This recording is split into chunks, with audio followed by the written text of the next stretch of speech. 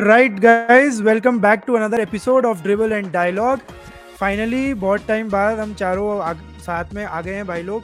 But I think this episode will not cover the usual style of reviewing every game or player. But इस बार कुछ नया लेके आए हैं. We'll do a पूरा season roundup in some categories in which हमें आप लोगों का भी input चाहिए होगा in the comments because this will give you more insight कि कैसे पूरा सीजन गया, what is your likes, what are your dislikes. तो to start with I think I'm gonna pick यथार्थ जो जिसकी घर वापसी हुई है. भाई तेरे हिसाब से इस साल NBA की बेस्ट स्टोरी लाइन क्या है तेरे लिए, for you from your perspective? भाई ये साल बहुत ही क्रेजी रहा है मेरे लिए पर्सनली. स्टोरी लाइन स्टार्टिंग से ही मैं I was looking forward to Victor Wembanyama. भाई उसकी परफॉर्मेंस, उसका पूरा season, what you had expected, he has actually overachieved. First rookie season में ही उसका 21-10 का एवरेज रहा है. Plus he is only averaging less than 30 minutes a game. और भाई साहब 3.6 ब्लॉक्स पर गेम का उसका एवरेज रहा है, विच इज़ कमेंडेबल.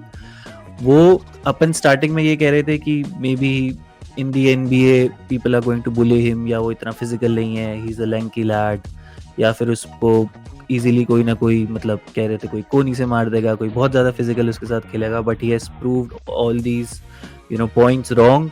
बहुत क्लास खेला है, deserving rookie of the year. In fact I would also say कि वो defensive player of the year भी डिजर्व कर सकता था on any given season. Class player. और I think in the years to come Wembanyama हमेशा हर साल तुम्हें ऐसे ही कुछ परफॉर्मेंसेस, ऐसे ही कुछ गेम्स उसके रहेंगे. और उसकी स्टैट, और वो एक ऐसा प्लेयर है भाई, आई think in the next 3 or 4 year वो एक क्वाड्रुपल डबल भी एवरेज कर सकता है. एवरेज तो नहीं, सॉरी, एक आध गेम में क्वाड्रुपल डबल भी मार देगा. इस लेवल का वो प्लेयर है. हाँ, तो भाई स्पर्स हैज रिजुविनेटेड सीरियसली. तो मेरे लिए हाईलाइट थी.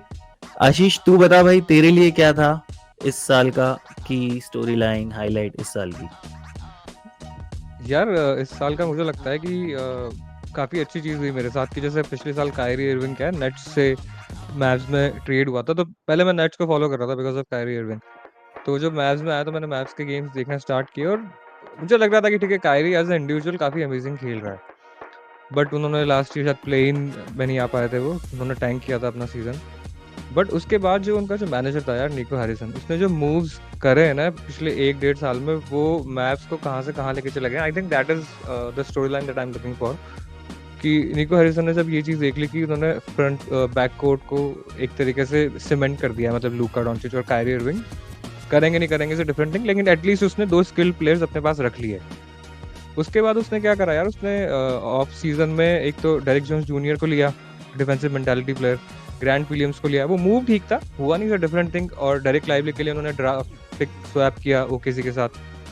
फिर इनको जब रियलाइज हुआ वापस से कि यार अभी भी रिबाउंड्स में और उसमें वीक हैं, तो फिर गैफोर्ड और पीजे वॉशिंगटन. तो बिफोर द ट्रेड ये टीम 29-23 थी. आफ्टर ट्रेड ये टीम यार 21-9 है, जो मतलब थर्ड बेस्ट था आफ्टर ट्रेड डेडलाइन. काफ़ी सारी चीज़ों में इम्प्रूव किया इन्होंने यार. पहले ये चीज़ लिव और डाई बाय द 3 वाली टीम थी, अब ये इनको नहीं फर्क पड़ता है 3 से जीत रहे हैं किससे भी जीत रहे हैं, आइडेंटिटी पूरी चेंज हो गई है. तो एक तो ये चीज़ कि काफ़ी अच्छी स्ट्रक्चर्ड निको हैरिसन के पिक्स थे. और दूसरी चीज़ मुझे ये काफ़ी विजिबल लगी, ये मैंने फर्स्ट एपिसोड में ही बात करी थी, कि the western conference is very stacked and very talented. इस साल 2 ओपोनेंट टीम्स देखी, ओकेसी टिम्बरवुल्व्स जो फिर से आएंगी, सैक्रामेंटो किंग्स भी इम्प्रूव कर सकती हैं, मैव्स है ही, डेनवर नगेट्स है ही. तो आने वाले 2-3 साल वेस्टर्न कॉन्फ्रेंस में तो बहुत अमेजिंग हो रहे हैं. तो मेरे हिसाब से ये है. और इसलिए मैं विवेक से पूछना चाह रहा था यार कि विवेक, तेरे को क्या लगता है कि जो सन्स थी या फिर तेरे जो वॉरियर्स की जिन्होंने डिस्कशन किया था, तो तुझे क्या लगता है कि वो कितना ज़्यादा कवर कर सकते हैं आने वाले टाइम पे? यार कवर कर सकते हैं कि नहीं कर सकते, बट मेरा टेक अवे ना जो इस सीजन का है, वो एक्चुअली तूने जो पॉइंट पूछा उससे लिंक्ड है. मेरा टेक अवे इस सीजन का ये रहा कि how a single trade can tank the entire NBA team. मैं बात कर रहा हूँ सन्स की horror story of a trade and what it meant for KD, how it took the entire franchise down. तो इन्होंने भाई when this team was being set up, तो बात चल रही थी कि they will be expected to be a part of the contender class and possibly जून में इस टाइम पे हम मे बी इस टीम को देख रहे हो in a dog fight either in the western conference finals और maybe in the finals even. But I think one trade did them dirty. I'm talking about Bradley Beal ka trade. What did they gain from this trade? First round sweep. They restricted their best player. Kevin Durant को उन्होंने पूरा restrict ही कर दिया. At times he was just restricted to being a corner 3 shooter. On an average उसके corner 3 से attempts रहते हैं in his career 23. But इस season के लिए जब उसने Suns के लिए खेला with Devin Booker and Bradley Beal, उसके attempts from corner 3 were 68.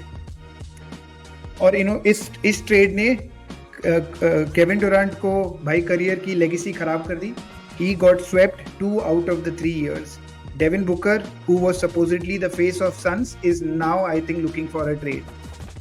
What did they lose? They lost the entire salary cap flexibility. I think इन तीनों players का combined salary is about 150 million. तो अगर ये कोई नया बंदा लाने की कोशिश करते हैं, all they are getting is veterans और मिनिमम पे प्लेयर्स. अब इस ट्रेड को अगर थोड़ा और डाइसेक्ट करें तो इस ट्रेड ने was this trade Bradley Beal trade an upgrade over a Chris Paul? Most definitely yes, but they did not fill the point guard position. What Suns ended up getting with this trade was no playmaking, no depth, no volume 3-point shooting and no standout defense. So I think इस trade ने ये बता दिया कि it is not an ideal setup that will help you win championship in today's NBA. So this may be drawing curtains on the big three concept that was riding very high in NBA. और अब मुझे ये लग रहा है Bradley बील के अगर मैं ट्रेड को सिर्फ सम अप करूं in a single phrase, I think it is a legit money laundering scheme or a Ponzi scheme even.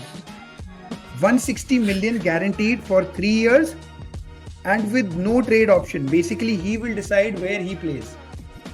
This is a definite worst contract in NBA history. And Suns को ढूंढना पड़ेगा भाई कोई बली का बकरा जिसको Bradley बील चिपका सके. नहीं तो उनके पास सिर्फ एक ही ऑप्शन है, trade a KD and Booker to get some trade assets and go into rebuild. तेरे को क्या लगता है शिवू?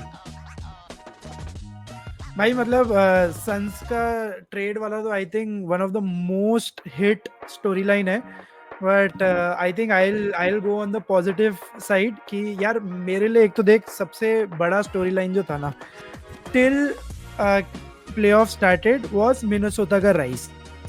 मतलब मैं सिर्फ प्लेऑफ रन की बात नहीं कर रहा, उनका इंडिविजुअल भी कह रहा हूँ कि 2004 से रिलेटेड उनका सीजन था, बेस्ट सीजन था. 58 विंस थे, इस बार 56 विंस थी.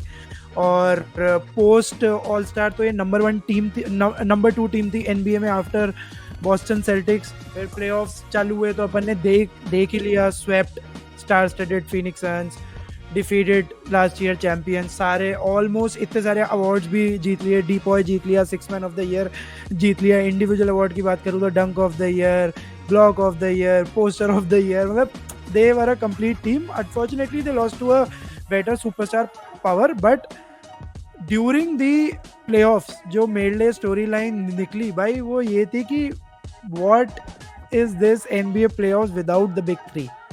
No KD, no Curry, no LeBron. Viewership में 100% था कि भाई डिप आना ही है. From here where does NBA goes, क्योंकि कोई फ्यूचर प्लेयर आइडेंटिफाइड ही नहीं है हु कैन कैरी. मतलब हर डेकेड में दे हैड आइडेंटिफाइड प्लेयर, मतलब कॉलेज टाइम से आते ही रूकी ईयर में, बट अभी इनको 4-5-6 साल हो गए एवरी ईयर दे फाइंड. तो मतलब ये सबसे बड़ी स्टोरी लाइन है कि करी का थोड़ा सा डाउनफॉल एज अ ऑर्गेनाइजेशन आ रहा है. फिट ऑर्गेनाइजेशन में कुछ नहीं कर पाए, प्लेन आए और हार गए. LeBron again fell short to Denver Nuggets. उनकी तो फादर सन वाली जोड़ी बन गई है भाई, हर बार आके डेनवर पे हिल जाती है. Then KD, you have spoken in detail about it. तो I think मेरी स्टोरी लाइन सबसे बड़ी मुझे यही थी कि भाई यहाँ से NBA कहाँ जाएगा, what is the future of Big Three, and veterans को जाता हुआ देख के quick storyline on the young guns. भाई NBA is flooded with young guns. Antman भाई 22 साल का, we have spoken in detail about him. 22 साल का, उसने कितने रिकॉर्ड्स कर लिए, how flawless he was even in Mavs की series despite the loss, but he was extremely good. Then Luka Doncic, भाई जितनी बात कर लो उतनी कम है. 34-99 का सीजन तो मैंने तो नहीं देखा पिछले कुछ सालों में. ऐसा individual season I think Russell Westbrook का था, बट वो भी पॉइंट्स के मामले में नहीं था. बट क्या प्लेयर लूका डोंचिच, भाई face of the NBA he can be. And east में जाओ तो JT and JB, both of them भाई क्या नंबर 1 टीम बॉस्टन, और दोनों एमवीपी कंटेंडर अपनी अपनी टीम से. आप जेटी करते रहो, but final eastern conference finals क्या परफॉर्मेंस दी है जेनल ब्राउन ने. And in all of this we are forgetting, जिस पे गेरा और मैंने बेट किया था, एसजीए. भाई व्हाट अ सीजन, भाई गजब का season at this young age to be the leader of a team जिसमें कोई भी सीनियर प्लेयर नहीं है. भाई आउटस्टैंडिंग टैलेंट है इस समय एनबीए के पास. और अभी तो बहुत प्लेयर्स का हमने नाम लिया ही नहीं है, because they are not as big as these 4. There is Jalen Brunson, there is Trae Young, right. So these story lines I think. इसके अलावा जो मुझे लगता है इसमें एक और हम कैटेगरी देख सकते हैं भाई, वो है सीजन के ओवर अचीवर्स. तो आशीष, ऐसे फाड़ सीजन में जहां गेरा ने बोला कि बेस्ट सीजन था, कौन सा ओवर अचीवर है भाई तेरे लिए?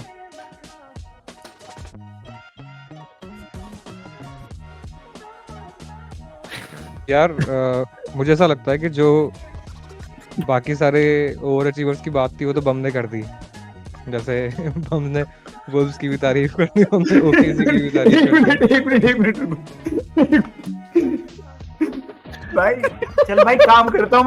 मैं तो ऑफिस का काम करने जा रहा हूँ यार. हो गया भैया, डायलॉग हो गया. हाँ तो बम, थैंक यू सो मच. जो वो डेक बना रहे हैं ना, शिव डेक बना रहे हैं ना, जो ट्रिपल एंड डायलॉग, उसमें तेरी फोटो बड़ी कर देते हैं. क्या कर रहा है बम यार?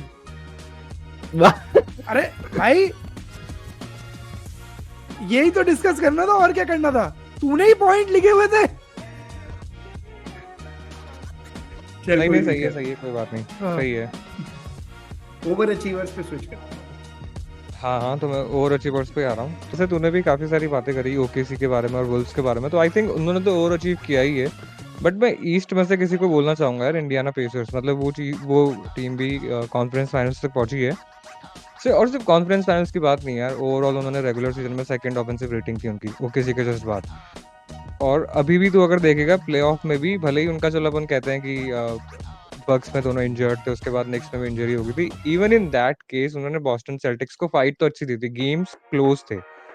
इनका सबसे अमेजिंग पार्ट मेरे को लगता है कि इनका ट्रेडिशनल ऑफेंस है. इनके पास एक ट्रेडिशनल पॉइंट गार्ड है and he is very creative. मतलब इनका ट्रांजिशन गेम काफी सॉर्टेड है. इनके पास इतना अच्छा डिफेंस नहीं था, फिर भी ये टीम यार हर वक्त कंटेंशन में थी. और एक चीज़ इसकी बहुत अमेजिंग ये लगती है मेरे को कि अभी भी अपने को वो चीज़ देखने को मिल जाती है कि ऑफेंस प्ले बाय प्ले नहीं चल रहे हैं. काफ़ी सारे ऑफेंस में अपन ये चीज़ देखते हैं कि जैसे सेल्टिक्स के हो गया, फिर मैप्स के, कि play by play they know what they want to do, या फिर किस प्लेयर के हाथ में बॉल रहेगी. They are very quick in half court यार. जैसे ही बॉल हाफ कोर्ट के आगे आती है, काफ़ी जल्दी उनकी पासिंग स्टार्ट हो जाती है, एवरीबॉडी इज मूविंग. तो वेरी डायनेमिक ऑफेंस. और ये मुझे देख के अच्छा लगता है. जो अपने को स्पर्स का देख के अच्छा लगता था, वॉरियर्स का ऑफेंस देख के अच्छा लगता था, तो वो चीज़ मैंने नोटिस करी थी. तो आई थिंक उन्होंने ओवर अचीव किया. किसी ने एक्सपेक्ट नहीं किया था उनको कॉन्फ्रेंस फाइनल से पहुंचने के लिए. तो मेरे लिए वो है. तुझे क्या लगता है? मतलब बम, अगर तेरे से मैं पूछूं वापस से कि तेरे लिए ओवर अचीवर, वैसे तूने बता दिया 2-3, बट स्टिल ओवर अचीवर तो आई थिंक जॉश, मुझे लगता है ईस्ट से ही अगेन जॉश हार्ट और जेलन ब्रंसन. मैन प्लेऑफ मतलब जब सीजन स्टार्ट हुआ था, किसी को लगा नहीं था कि निक्स सेकंड फिनिश कर देगी. And towards the latter of the season तो बिना रैंडल के, और अगर तुम देखो भी, जब तक निक्स बाहर नहीं हुई थी, Jalen Brunson was the top scorer of playoff, और जॉश हार्ट भाई नंबर 3 था रिबाउंड्स पे. तो I think that spoke a lot about this franchise, कि they are not dependent on one superstar और one star. It's all about team game. And definitely भाई Knicks मेरे लिए तो, बिकॉज आई नेवर थॉट कि वो इतना अच्छा परफॉर्म कर देंगे. एंड दे डिफीटेड 76ers, वो तो हम भूल ही नहीं सकते. सो आई थिंक यस मेरे लिए Josh Hart and again Brunson. Vivek क्या लगता है भाई, कौन है तेरे लिए ओवर अचीवर इस साल का? यार मैं बोलूंगा ओवर अचीवर्स ओकेसी को, but deservedly so, because I think ये पूरी टीम पूरे साल भर दे flu under the radar and finish number 1। अब ओवर अचीवर मैं इनको क्यों बोलता हूँ, मेरे इसके 4-5 रीजंस हैं। पहला रीजन उनका average age, their average age is about 24 years, which is one of the youngest number 1 or maybe the youngest number 1 seed in NBA history. Second, अगर तुम इनके players देखोगे except SGA, Lou Dort and Gordon Hayward, Gordon Hayward was a non-factor in the playoffs. Everybody else was making a playoff debut in game 1. Third reason, जो OKC है उन्होंने finish किया with the second best net rating in the NBA at +7.4, और ये जो OKC का squad था ना, इसने टॉप 5 फिनिश किया बोथ ऑफेंसिव रेटिंग में एंड डिफेंसिव रेटिंग में। और अगर तुम पिछले 10 चैंपियंस पकड़ोगे NBA के, उसमें से 9 ऐसे हैं जिन्होंने टॉप 5 में फिनिश किया होगा बोथ ऑफेंसिव एंड डिफेंसिव में, एक्सेप्ट द डेनवर नगेट्स जिन्होंने आउटसाइड ऑफ टॉप 5 फिनिश किया था। तो this team had all the tools to make it big. अब बाकी अगर तुम इनका रिकॉर्ड देखोगे तो this OKC team went 33-20 against teams which were 0.5 और बेटर। तो 50% प्लस टीम्स विन टीम्स के अगेंस्ट भी इन्होंने काफी अच्छा परफॉर्म किया। और OKC की एक चीज जो मैं बोलूंगा, इनके प्लेयर्स जो स्टैंड आउट रहे, which is SGA, Chet and your Jalen Williams. तो इन तीनों ने कमाल खेला यार पूरे सीजन। और इन्होंने इस टीम में एक चीज जो आती है जो तुम कभी भी लेट्स से बोलोगे नहीं together with young team, which is clutch play. Clutch play में भी OKC ने काफी अच्छा परफॉर्म किया and this team won about 24 games during the clutch time. और clutch player of the year में तुम अगर SGA का तुम देखोगे, he was an out and out scorer तो था ही वो, but alongside Steph Curry and DeMar DeRozan, he was the finalist for Clutch Player of the Year award. So all in all, this was a year where they performed well as a team, and I think flew under the radar and made it big. Of course, it is a sign for good things to come in the future for OKC. गिरा, तेरे को क्या लगता है? भाई पहले तो विवेक ने जो भी बोला मैं एक एस्टेरिक्स लगाऊंगा, वो सब रेगुलर सीजन की बात कर रहा है। प्लेऑफ्स में बहुत बुरा प्ले है। सो बुरा नहीं पिले बट पिले है, तो ये सारा रेगुलर सीजन की बात थी। मेरे लिए यार इस सीजन का ओवर अचीवर एक एक्चुअली बहुत ही अंडररेटेड प्लेयर है, which is Tyrese Maxey. 4th season है उसका and he is already an all star. Last year 20 point का एवरेज था, इस साल 25 पॉइंट पे हो गया है। Last year he only had 1 double-double. Now this year he had 9 double-doubles. और जोएल एम्बिड जो स्टार्टिंग में अपन को MVP लग रहा था सीजन का इन द फर्स्ट 10-15 गेम्स, उसके जाने के बाद in a fairly okayish East, he still helped Sixers कि वो एटलीस्ट प्लेऑफ्स तक तो पहुंचे। He was the backbone of the team. Playoffs में भी फर्स्ट राउंड में वो बाहर हो गए, but still he actually for his age, for his experience, for his कितना उसका छोटा सा करियर है, ही एक्चुअली परफॉर्म्ड रियली वेल। सो मेरे लिए और मोस्ट इम्प्रूव प्लेयर उसको इस साल मिला ही है। सो मेरे लिए इस साल का बड़ा हाईलाइट टायरीस मैक्सी रहेगा। इसके ओवर अचीवर्स की तो बहुत बात कर ली इस साल, लेकिन there were certain notable underachievers also, तो उनको भी एक बार डिस्कस कर लेते हैं। अकॉर्डिंग टू यू, तुम लोगों के हिसाब से अंडर अचीवर्स कौन कौन से थे इस साल पूरे सीजन के? आशीष, मैं तेरे से स्टार्ट करूंगा भाई, तेरे को कौन से लगते हैं इस साल के अंदर अचीवर्स?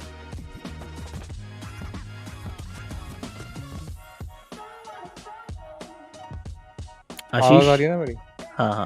हाँ भाई।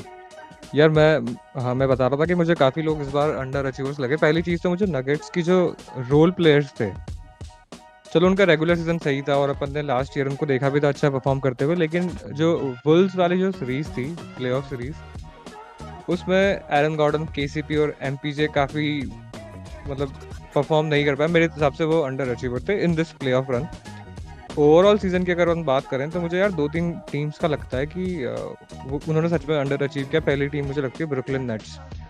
ब्रुकलिन नेट्स के पास यार काफी अच्छे रोल प्लेयर्स हैं। उनके पास मिकाल ब्रिजेस है, उनके पास डोरियन फिनी स्मिथ है, निक क्लैक्सटन है, कैमरॉन जॉनसन है, कैम थॉमस है।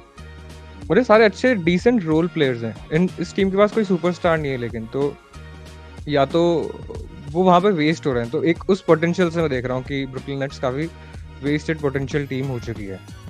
दूसरी मेरे को लगी यार सैक्रामेंटो किंग्स, क्योंकि सैक्रामेंटो किंग्स के पिछले के 2 साल या लास्ट ईयर काफी अमेजिंग थे। मतलब सबोनिस और डेरन फॉक्स ने काफी अच्छा नाम किया था, और इस साल वो यार प्लेऑफ में भी नहीं आए।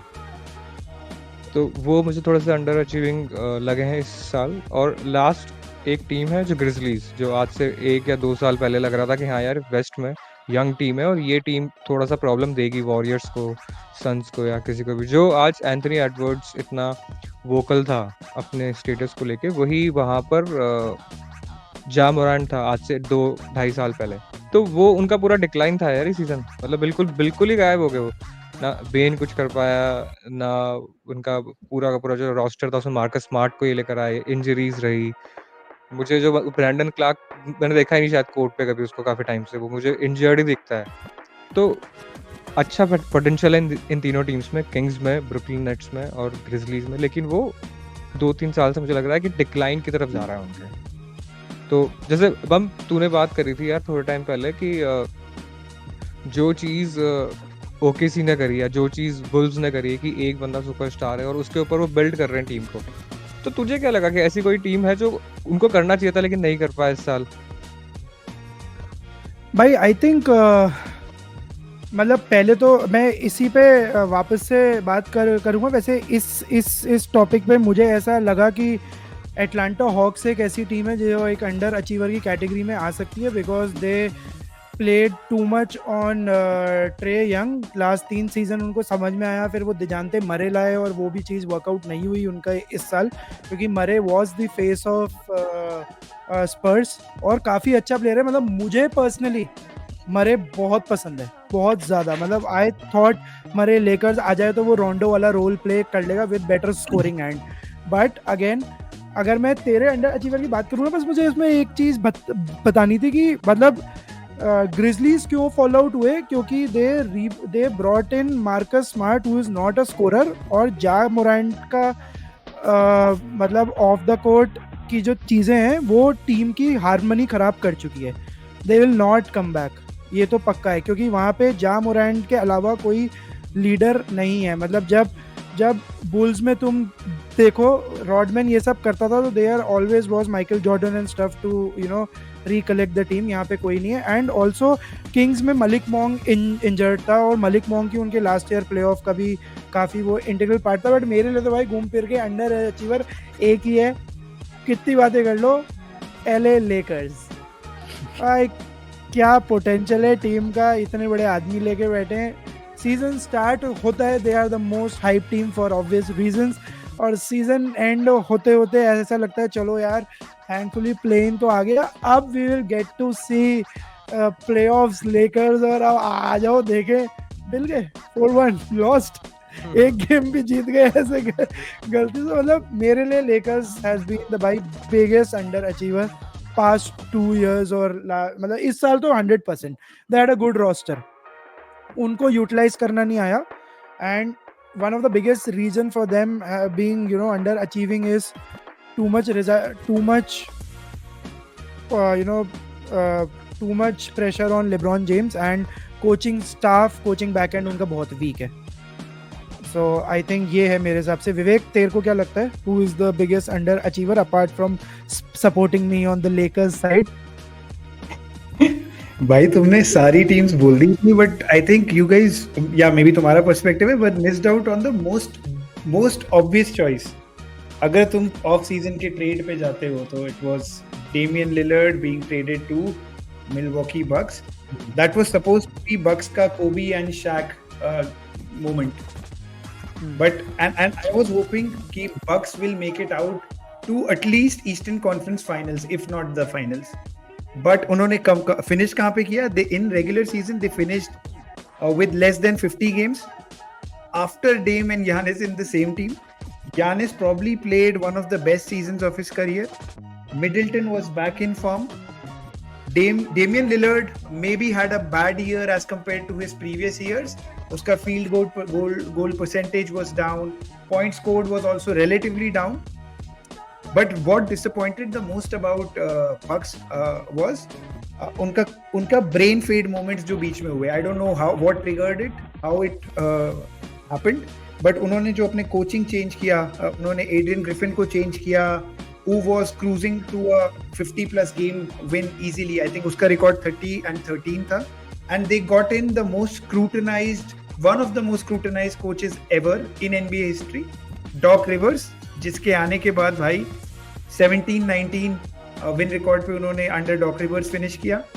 डॉक रिवर्स ने उनका डिफेंस हालांकि थोड़ा इंप्रूव किया, बट ऑफेंस का तो भाई बाजा ही बजा दिया पूरा. And what did not help them was Giannis की इंजरी, डेमियन लिलर्ड की late in the first round injuries. It was too much for I think Bucks to take in and they just could not win और could not make it past round 1. और एक team का और मैं honourable mention करूंगा in this not so good category, वो होगी warriors.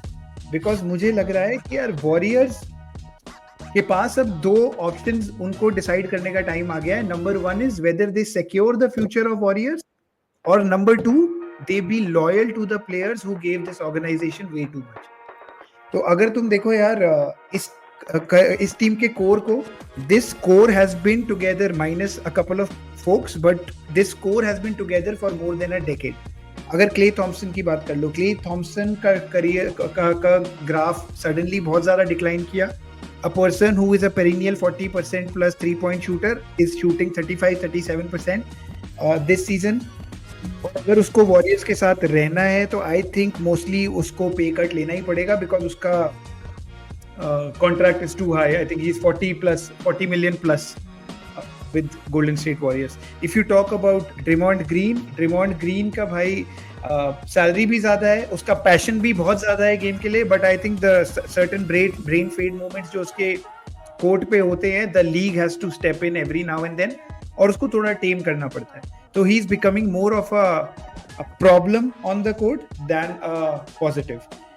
Andrew Wiggins, who was a good player in their 2022 championship run, was nowhere to be found this year. Maybe जितना मुझे याद है उसके थोड़े बहुत personal problems थे या mental issues थे, which kept him out of the game. But he's also an expensive player on the roster. He's about 100 million for the next 4 seasons. तो उस पे भी एक कॉल लेना पड़ेगा. The only consistent and bright spot that Golden State Warriors was बंद कर यार.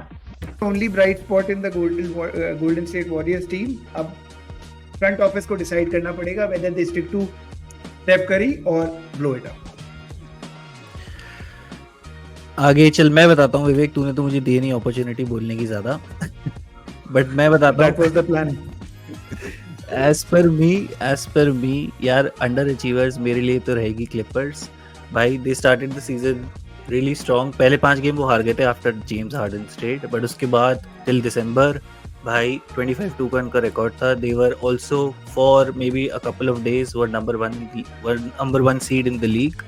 बहुत क्लास वो खेले हैं, लेकिन again come playoff time Leonard got injured. Playoff P as usual became way of P. 2 game चलता है, 2 गेम नहीं चलता. They had a championship coach in Tyronn Lue. पूरी टीम अच्छा रोस्टर था, but could not perform for whatever reason. Injuries ले लो. Maps को भी 2 गेम वो बहुत अच्छा खेले, 4 गेम्स बहुत ज़्यादा अजीब. जो अप्स एंड डाउन्स रहते हैं क्लिपर्स के, उसके लिए मेरे लिए इस साल के लिए वो सबसे बड़े अंडर अचीवर्स रहेंगे. I really thought come all star time ये कुछ करेगी team, maybe western conference finals में पहुंचेगी, but they didn't do anything. And as usual James Harden choked, Paul George choked, पूरी इनका रोस्टर कलेक्टिवली चोक्ड, और पता नहीं इस फ्रेंचाइज का फ्यूचर क्या है when they are going to the new arena. खैर इस डिस्कशन को यहीं पे ख़त्म करते हैं, और क्विकली मैं तुम लोगों से एक और पूछूंगा डिस्कशन. एक और चीज़ मुझे डिस्कस करनी थी, and then we'll try to wrap this up. Face of the league पे भाई तुम लोगों को क्या लग रहा है? नाउ सिंस NBA में the big 3 is not here, LeBron is retiring, Curry और तुम्हारा केविन डुरैंट डिक्लाइन पे. फेस ऑफ द लीग तुम्हें अब क्या लग रहा है कम इस टाइम पे when Jason Tatum and Luka Doncic are going to play in the NBA finals? तो तुम्हारे फेस ऑफ द लीग कुछ चेंज हुए हैं, ऑप्शंस या स्टिल सेम है? Let's quickly discuss that. So मैं आशीष तुझसे पूछूंगा भाई, तेरे हिसाब से हु इज द करंट नहीं, और is going to be the next face of the league? भाई मैं स्टार्ट कर रहा हूँ क्योंकि तूने ऐसे कैसे बोल दिया कि बिग 3 गए. भाई फेस ऑफ द लीग आज भी और जब तक लेब्रॉन रिटायर नहीं हो रहा, किंग जेम्स ही रहेगा. कितने ही प्लेयर ले आओ, कितना ही individual talent ले आओ, but the aura that guy has built in the NBA, the aura he has left for his fans and NBA fans is unmatchable. उसको no doubt undue advantage है of the social media, but apart उसके अलावा भी to have such a clean career off the court जहाँ इतना social media है and anything you do can come on to social media within seconds. By respect to that guy, ठीक है, he is stretching it out, but I think he will still be the face of the league till the time he retires.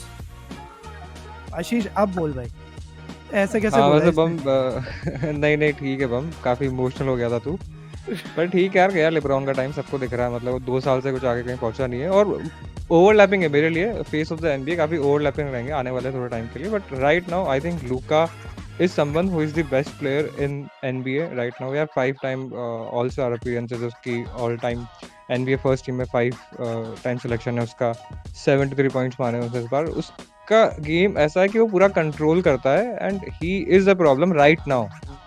जैसे Anthony Edwards होगा, योकिच था, Giannis था, right now Luka is the most dangerous player on the court. So मेरे लिए उसी को तुम बोलोगे ना यार फेस ऑफ द लीग. अगर वो जीत जाता है रैंक तो फिर शायद कोई डिबेट भी नहीं रहेगी, बट तब तक के लिए Luka, I think Luka is the most deserving person right now. What about you Vivek?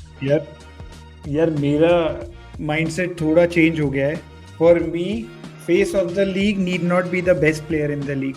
I think that is the direction that league will head into, क्योंकि यार फेस ऑफ द लीग के लिए उनको वो बंदा चाहिए हु कैन बी मार्केटेड, जो थोड़ा मार्केटेबल हो, जो थोड़ा बैंकेबल हो, सोशल मीडिया प्रेजेंस हो, माइक्ड अप रहे, कैन बी प्रोजेक्टेड बेटर. तो आई थिंक अभी ऐसे अगर मैं प्लेयर्स लूँ तो ऑफकोर्स लूका है, टेटम है, Antman is developing to be that person. But मेरे को ये लग रहा है, मैं थोड़ा शिवम की बात सुनने से शिवम के साथ जाऊंगा. If LeBron James plays for the next 2 years, he will still be the face of the league, and the league might want to wait it out for Wemby, because Wemby could be that personality that can answer all these questions for the league. Get up. यार मेरे हिसाब से chance बोल. मेरे हिसाब से तुम लूका के लिए आर्गुमेंट करा जा सकता है, वेम्बी के लिए आर्गुमेंट करा जा सकता है, but people are easily forgetting Giannis 2 साल पहले ही चैंपियनशिप जीता है. ही फाइन प्लेऑफ्स में वो नहीं खेला था, but he still on any given night can be a best player on the court. In any given series he can be the best player in the series. उसका अगर तुम देखोगे इस साल का जो सीजन एवरेज है, he had the second best season overall. उसका जो MVP सीजन था उसके बाद he had the second best season overall. He is averaging 30 points per game, second in the league, just after Luka की 33 या 34 का average है. So I think Giannis is still there. Fine, they have not performed this year, but in the years to come I still see Giannis as being the face of the league. Nike के साथ उसका collaboration है, जूते भी उसकी बिकते हैं, marketability भी है, लाइकेबल भी है, पोस्ट गेम इंटरव्यूज भी उसके अच्छे हैं, everything works in Giannis favour. Roster भी अच्छा है, so he'll also be competing in the next 5-6 years. So I still see Giannis as being the face of the league for the next 5-6 years. I agree. और बोलता भी वैसे ही है जैसे एक सोशल लीडर बात करता है ना. Exactly. चल बम, so let's खत्म करते हैं यार इस डिस्कशन को. आई थिंक सारे टॉपिक्स बढ़िया थे, specially face of the league. तो मतलब सबके पॉइंट्स काफी वो थे, मतलब इंटरेस्टिंग थे. लूका को भी कोई डिनाई नहीं करना चाहेगा एट दिस पॉइंट, यानिस को भी आई थिंक कोई डिनाई नहीं करना चाहेगा at this point, because he is what he is. And LeBron को तो ऑफ कोर्स जब तक वो है उसको कोई डिनाई नहीं कर सकता बाय विल और by force. So good session guys. थोड़ा सा अपबीट रहा, हमारे कुछ पॉइंट्स मिस हो गए, but we are coming back tomorrow again, and hopefully if time permits और सब कुछ है तो हम कल लाइव ही करेंगे ये पूरा session, so that we'll keep last 5 और 7 मिनट्स की आप लोगों के कमेंट्स लें और हाथों हाथ उसको we'll try to reply, and we'll want to know कि आपके व्यूज़ क्या है on that live session. And till then see you tomorrow. शब्बा खैर.